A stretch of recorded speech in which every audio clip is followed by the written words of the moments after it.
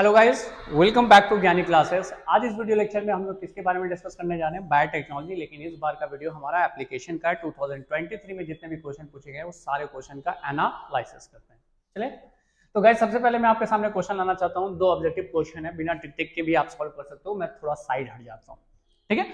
चलो अगला हटाते हैं, मतलब क्वेश्चन सॉल्व करना स्टार्ट करते हैं, क्योंकि बहुत कम टाइम बचा और आपके लिए एक एक मिनट काफी इंपॉर्टेंट है। इसलिए मैं टाइम नहीं लेना चाहूंगा, डायरेक्ट आंसर पे बात करते हैं और उसे आंसर को समझने का भी कोशिश करते हैं। क्वेश्चन कह रहा herbicidal resistance gene in plant is. तो कुछ बच्चे ने बेटी कॉटन मार दिया। क्यों? आपने ये तो सोचा ही नहीं कि यहाँ हर्बिसाइडल रेजिस्टेंस है, ठीक है। वहां पेस्टिसाइड्स है, बीटी कॉटन वाला पेस्टिसाइड्स है। The right answer is GST. तो जीएसटी क्या है सर? ये तो एक तरह से माना जाए तो एक तरह का टैक्स नहीं बाबू, ये टैक्स नहीं है, एक जीन का नाम दिया गया जीएसटी। वहां पे जीएसटी कैपिटल है, यहाँ जीएसटी जो है जी कैपिटल है, एसटी स्मॉल है। तो आप ऐसे डिफरेंशिएट कर सकते हो, और मेरे पास दूसरा कोई तरीका नहीं। Herbicidal resistance gene in plant is GST है, इन द सेंस अगर इस प्लांट के अंदर आपने जीन, किसी प्लांट के अंदर जीन डाल दिया, कौन सा जीन डाल दिया? जीएसटी जीन डाल दिया, तो वो प्लांट रेसिस्टिविटी दिखाएगा किसके अगेंस्ट?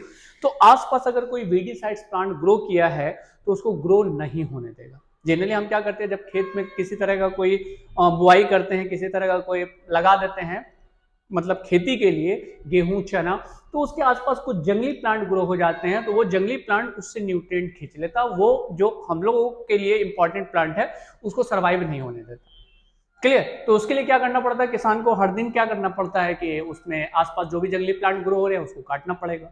तो हर दिन समझ लो कि छोटा मोटा खेत है तो काम चल जाएगा, लेकिन बहुत बड़ा सा अगर खेत है तब ये पॉसिबल नहीं है कि एक किसान इतना काम कर सके। तो अगर इस प्लांट के अंदर ही हमने ऐसा जीन इंसर्ट कर दिया है जो जीन अपने आसपास किसी वेडिसाइड्स को नहीं टिकने दे, दूसरे प्लांट्स को किल कर दे, तो ऐसे केस में ये तो बेटर होगा आपने लगा दिया, आप निश्चिंत होकर के आप सिर्फ देखभाल कर रहे हो, वो खुद ग्रो होता चला जा रहा, ठीक है। तो हर्बिसाइडल रेजिस्टेंस जीन जो है वो जीएसटी है।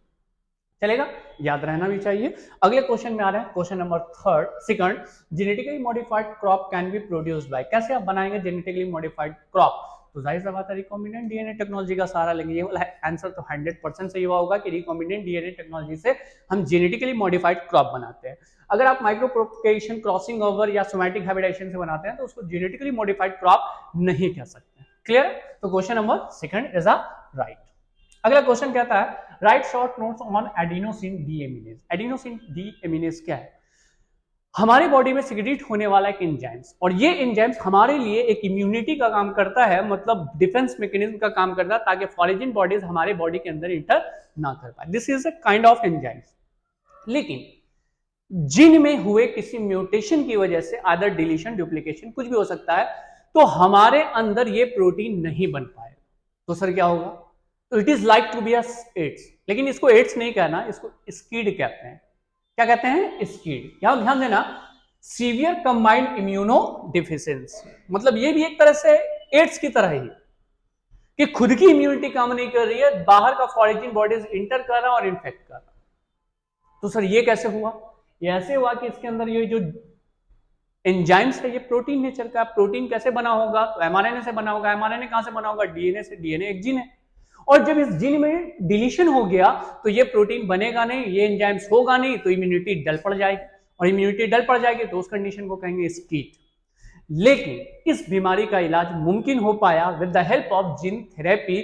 बायोटेक्नोलॉजी की मदद से ये मुमकिन हो पाया कि हमने क्या किया कि फंक्शनल जीन को रेट्रोवायरस की मदद से इंसर्ट कर दिया था, किसके अंदर? बच्चे के अंदर। और बच्चे के अंदर जाने के बाद वो फिर से ये फंक्शनल प्रोटीन बनाना स्टार्ट कर दिया। बच्चा जो सफर कर रहा था इस कीट से वो बिल्कुल हेल्दी हो गया, ठीक हो गया। पहले इसी चीज का ट्रीटमेंट बोन मैरो से किया जाता था, लेकिन बोन मैरो वाला परमानेंट इलाज नहीं था।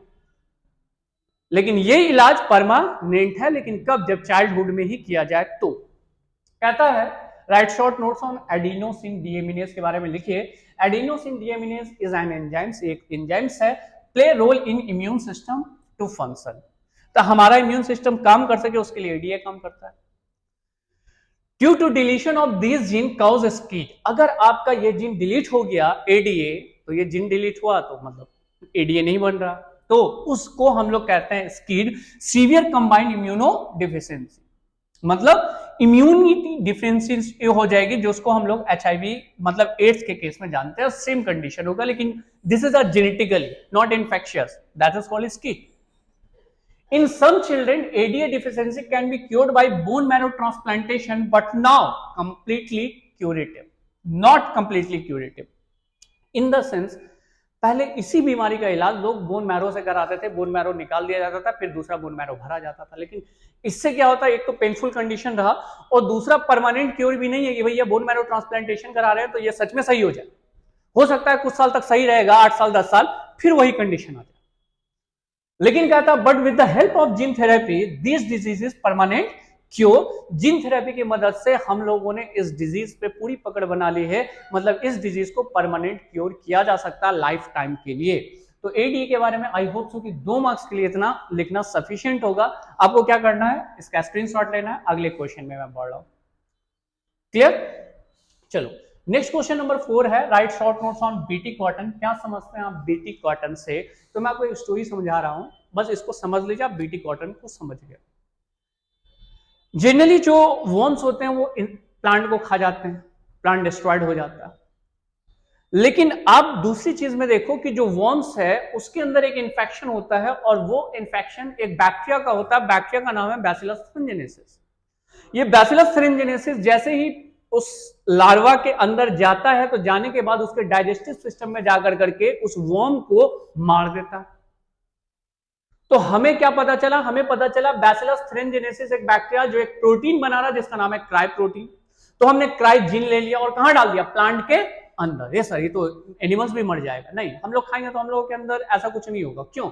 क्योंकि ये जो सिक्रीट करता है प्रोटीन वो प्रो प्रोटीन होता है जो हमारे अंदर एक्टिव नहीं हो सकता. तो हम लोग खाएंगे BT कॉटन वाले प्लांट को, या कोई भेड़ बकरी भी खाएगा तो उसको नुकसान नहीं होगा. नुकसान किसको होगा, तो वो वॉर्म्स को होगा. जब वो बॉल वॉर्म्स उसको खाएगा तो उसके डाइजेस्टिव सिस्टम में जाके ये प्रोटीन एक्टिव हो जाएगा और एक्टिव होने के बाद उसको मार देगा. तो आराम से मर गया. क्या कहता है कि bacillus thuringiensis form toxic insecticidal protein. एक बैक्टीरिया है, ये बैक्टीरिया बैसिलस थुरिनजेनेसिस ये एक टॉक्सिक प्रोटीन निकालता है, ठीक है, जो इंसेक्ट को मारेगा. पहली बात, BT toxin protein exists in inactivated protoxins, but once an insect ingests the inactive toxins, it is converted into an active form of toxin due to the alkaline pH of the gut, which soluble the crystal. जैसे ही वो engulf किया, मतलब जो खाया, कौन खाया, वही worms. जैसे वॉर्म्स उसको खाया, खाने के बाद वॉर्म्स के अंदर ये जाने के बाद एक्टिव होगा और उसको मार देगा. This cry protein is toxic to larvae of certain insects. Each cry protein is toxic to a different group of insect. अलग-अलग इंसेक्ट के लिए अलग-अलग जीन होता है, cry gene. The gene coding cry protein is called cry gene. This cry protein isolated and transferred into the several crops. A crop's experiment of cry gene is usually resistant to the group of insects for which the concentrated cry protein is toxic. अगर आप इस्तेमाल कर रहे हो, मतलब utilise कर रहे हो किसका, क्राई प्रोटीन का, और प्लांट के अंदर इंसर्ट कर दे रहे हो, तो जैसे ही इंसेक्ट उसको खाएगा वो मर जाएगा. लेकिन ह्यूमंस में या कोई एनिमल्स में ये नुकसान नहीं देगा. क्यों? क्योंकि हमारे बॉडीज में जाने के बाद ये एक्टिव नहीं हो पाता. क्लियर है? तो this is called cry protein and obtained from the BT cotton. Clear? BT cotton इसको शॉर्ट में कहते हैं. BT stand for the bacillus thuringiensis. Clear?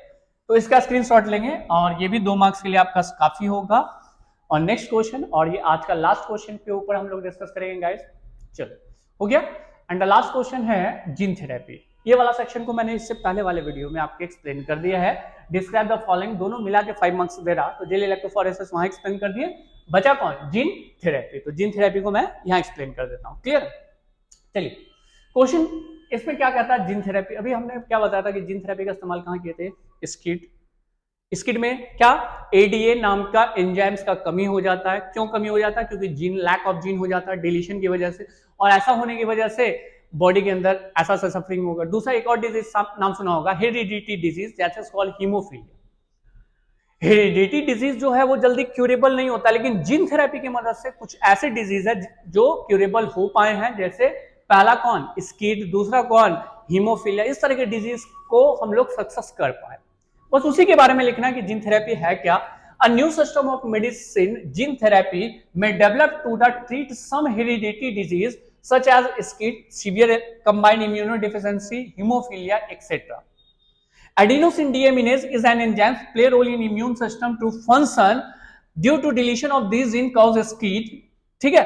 और but with the help of gene therapy, this disease is permanent cure। 2.5 marks के लिए इतना काफी है। और यही चीज आप हीमोफीलिया के लिए भी लिख सकते हो कि हीमोफीलिया के केस में एक प्रोटीन नहीं बनता है, नाम है फिब्रिनोजेन। और ये फिब्रिनोजेन प्रोटीन क्यों नहीं बनता है? क्योंकि म्यूटेशन या डिलीशन जो भी हो, तो जब ये प्रोटीन नहीं बनना तो हम फंक्शनल प्रोटीन बाहर से इंसान के बॉडी के अंदर डाल देंगे। कैसे? With the help of retrovirus. Retrovirus के अंदर मौजूद जीन को निकालकर हम अपना डिजायरेबल जीन डाल देंगे और बॉडी में इंसर्ट कर देंगे। तो यही वायरस हमारे सेल को ले आकर के वो जीन पहुंचा देगा और हमारे बॉडी के अंदर फंक्शनल प्रोटीन बनने स्टार्ट हो जाएंगे। तो हेरिडिटी डिजीज का इलाज यहाँ पे मुमकिन हो पाया with the help of gene therapy. और शायद ये मुमकिन हो पाया कि मेरी वीडियो आप तक पहुंची और आप जो है इस चैनल पे आए। ये हमारे लिए बहुत खुशकिस्मती की बात है कि मैं आपको पढ़ा पा रहा हूं या मैं आपको थोड़ी बहुत चीज आपको समझा पा रहा हूं। ठीक है, तो चलो खैर बहरहाल आज का ये वीडियो यहीं पे खत्म होता है। नेक्स्ट वीडियो में फिर से हम लोग मिलते हैं इकोलॉजी एंड इवोल्यूशन के साथ, मतलब चैप्टर का नाम बता रहे हैं।